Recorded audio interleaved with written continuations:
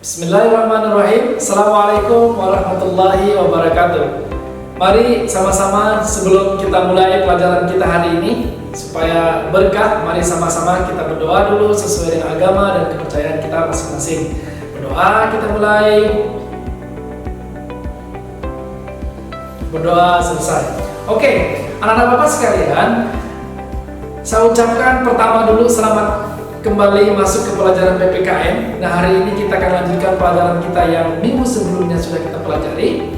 Hari ini kita akan masuk topik mengenai ancaman terhadap negara. Kalau kemarin kita belajar mengenai Negara Kesatuan Republik Indonesia, sekarang kita akan membahas mengenai ancaman terhadap negara kita. Nah, kita akan lihat satu persatu, apa sih ancaman negara yang akan ada, ya, baik dari luar maupun dari internalnya kita, gitu kan? Kita akan lihat.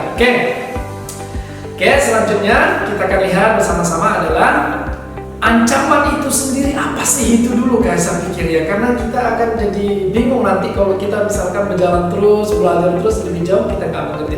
Ancaman itu didefinisikan adalah setiap usaha apapun atau kegiatan apapun yang dilakukan oleh lembaga, oleh perorangan ataupun individu baik dari luar negeri, dalam negeri, itu yang mengancam negara kita, mengancam keamanan negara kita, itu dikatakan adalah ancaman. Yang membahayakan negara kita itu semua dianggap ancaman. Nah, ini adalah pengertiannya. Oleh karena itu, di dalam topik ini kita akan mulai memilah ada dua jenis ancaman yang sering terjadi di dunia dan Indonesia khususnya. Nah, pertama adalah ancaman yang berbentuk militer dan yang kedua adalah ancaman yang berbentuk non militer. Jadi ada dua, ya. Pertama itu ancaman militer. Ancaman militer, mengapa dikatakan ancaman militer? Karena ancaman itu biasanya umumnya menggunakan senjata. Senjata yang digunakan bermacam-macam, ya. Bisa senjata api, bisa alat-alat yang lain yang memang sangat membahayakan, ya. Dan intinya memiliki alat. Nah, ada pertama itu agresi militer namanya. Yang kedua itu ada invasi. Kemudian ada aksi terorisme. Nah, terorisme itu masuk ke dalam ancaman militer karena dia bom bunuh diri dan lain sebagainya. Kemudian pelanggaran wilayah, kita sering menonton, ya. Kita sering melihat juga bagaimana kapal asing begitu masuk ke wilayah negara kita, terutama di Natuna itu. Mereka masuk, mereka curi ikan kita, itu termasuk ke dalam ancaman militer sebenarnya.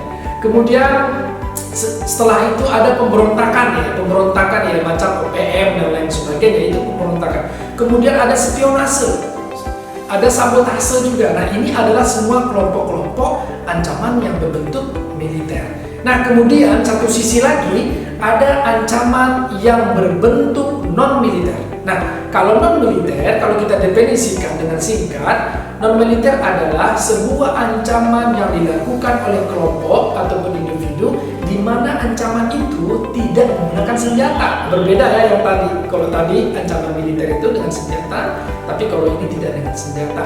Nah, terus bagaimana dong mengancamnya? Mengancamnya sebenarnya ini lebih berbahaya, ya. Kalau misalkan pertama itu ancamannya adalah mengenai ideologi. Bayangkan, negara kita itu sudah jelas, kan?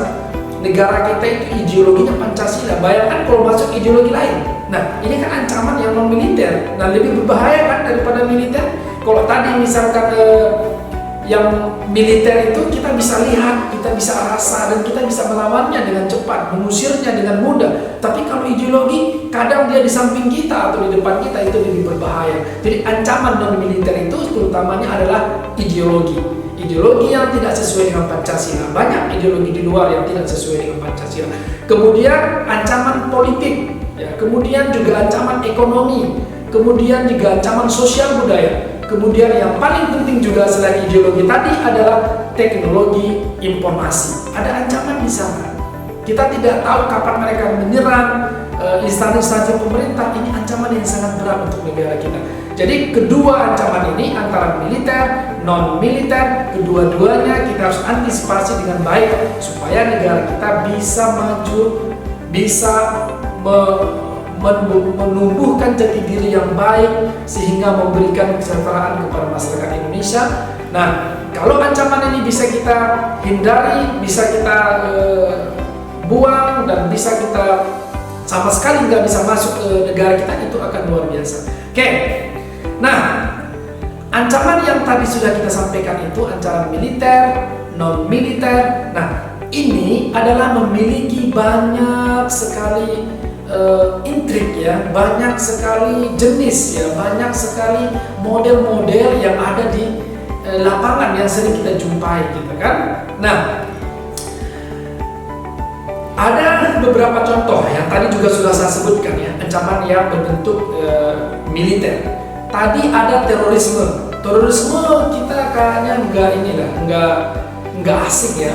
Ada terorisme di Bali yang kita dengar juga kan, ada juga Sarina dan macam-macam sekali. Nah kemudian separatis juga ya, separatis ya. Seperti baru-baru ini kita dengar di Papua ya, bagaimana tokoh agama di Papua itu ditembak dan sampai hari ini kita tidak tahu bagaimana atau siapa yang bertanggung jawab atas itu gitu. Banyak hal yang bisa terjadi di dalam ancaman itu yang berbentuk militer. Kalau non militer tadi itu ya kita lihat juga ya akhir-akhir ini ya, kita dengar adanya masuk paham komunis kembali ke Indonesia walaupun banyak orang yang membantah, tetapi intinya adalah negara kita itu negara yang ideologinya berbentuk Pancasila. Ideologinya Pancasila. Ideologi lain tidak boleh ada di Indonesia karena itu bertentangan dengan undang-undang. Oke. Selanjutnya kita akan lihat bahwa ancaman-ancaman yang berbentuk ekonomi juga itu sering terjadi di Indonesia. Ancaman bagaimana itu dalam bentuk ekonomi? Itu biasanya ada inflasi, ada pengangguran. Nah, kalau inflasinya tinggi, pengangguran juga tinggi, ini kan menjadi problem di negara kita. Akan terjadi kriminal, akan terjadi juga daya beli masyarakat menurun dan lain sebagainya. Ini akan menjadi beban untuk negara dan akan terjadi goncangan ya, terjadi hal yang tidak diinginkan terhadap negara. Maka dia dimasukkan ke dalam ancaman, walaupun dia tidak berbentuk militer. Nah, yang terakhir ya, ini saya pikir sangat penting juga.